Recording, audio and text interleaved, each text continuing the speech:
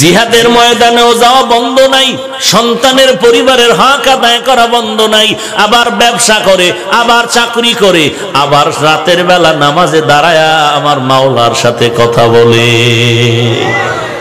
অতি গভীর হয় রজনী যখন নীরবে প্রভুর নাম জপিও তখন, প্রভুর করুণা যদি পাইবারে চাও, প্রভুর করুণা যদি পাইবারে চাও, গভীর রাতে উঠে প্রভুর গুণগান গাও, গভীর রাতে উঠে প্রভুর গুণগান গাও।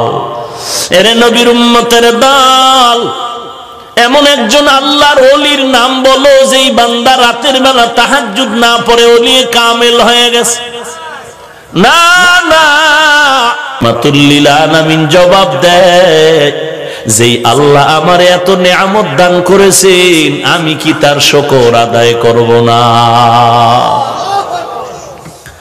এরে আল্লাহর গোলাম, তুমি আজকে টাকার মালিক, বাড়ি গাড়ির মালিক, কত সম্মান আল্লাহ দান করেছেন, কি শুকর আদায় করেছো রে ভাই?